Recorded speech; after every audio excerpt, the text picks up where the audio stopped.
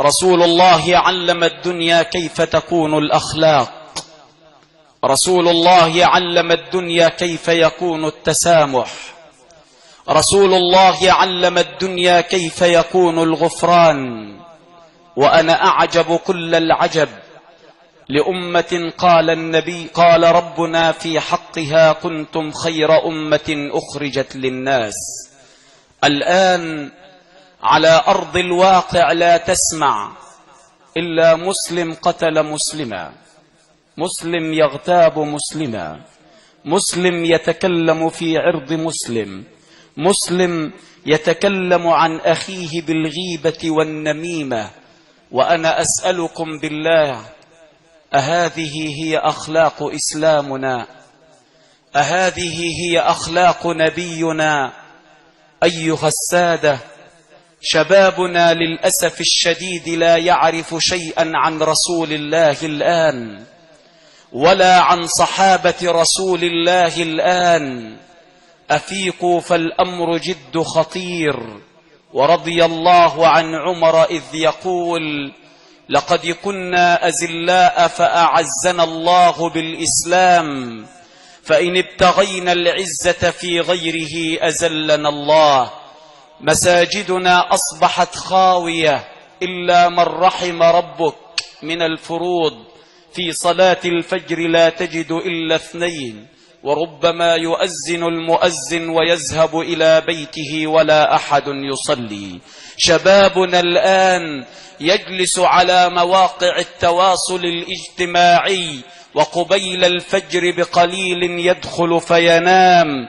كلكم راع وكلكم مسؤول عن رعيته. سنسأل بين يدي الله يوم القيامة، والسؤال سيكون صعب والإجابة ستكون أصعب، لأنك لم تعد لذلك الأمر جوابا. أفيقوا يا أمة محمد، الأمر جد خطير. سلوا أبناءكم الآن ماذا يعرفون عن النبي.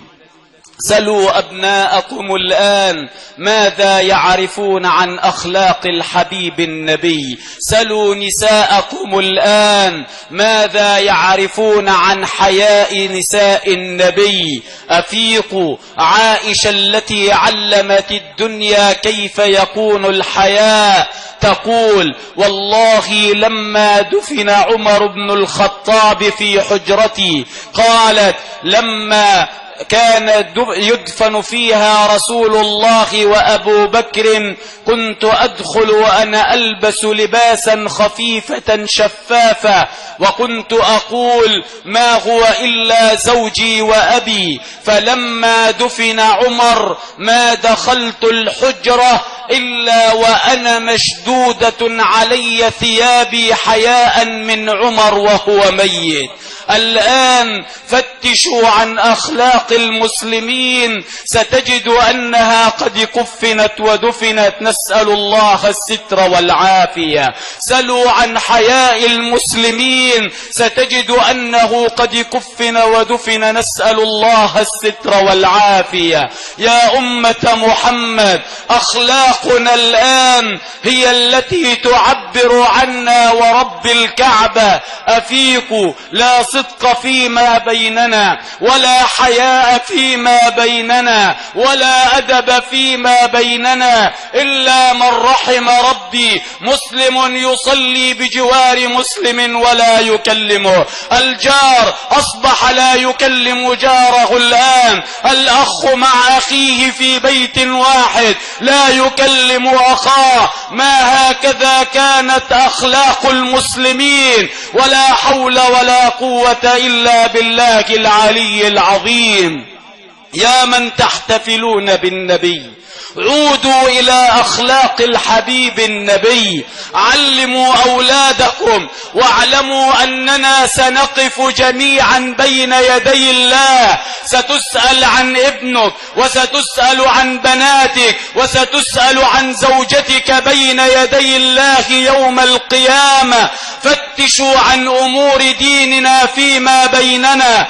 الأخ يكذب على أخاه، الأخت تكذب على أختها، الزوج يكذب على زوجته، الزوجة تكذب على زوجها، الأولاد يكذبون على أبيهم، والأب يكذب على أبنائه. وهكذا ما كانت أخلاق المسلمين ولا أخلاق سيد المرسلين محمد عليه الصلاة وأزكى السلام. فمن منا يستطيع الآن أن يدافع عن سنة رسول الله وبيوتنا أصبحت خاوية من الكلام عن النبي؟ المصاحف في البيوت لا ينفض عنها الغبار إلا في شهر رمضان. من منا قام من نومه وسأل ولده صلى أم لم يصلي؟ من منا قام من نومه وسأل زوجته صلت أم لم تصلي؟ من منا قام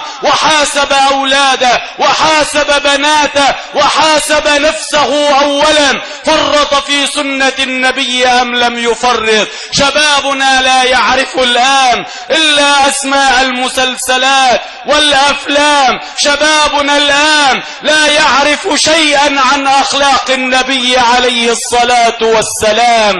إن لم تستطيعوا الدفاع عن النبي فالذي سيتولى الدفاع عنه حيا وميتا هو الله.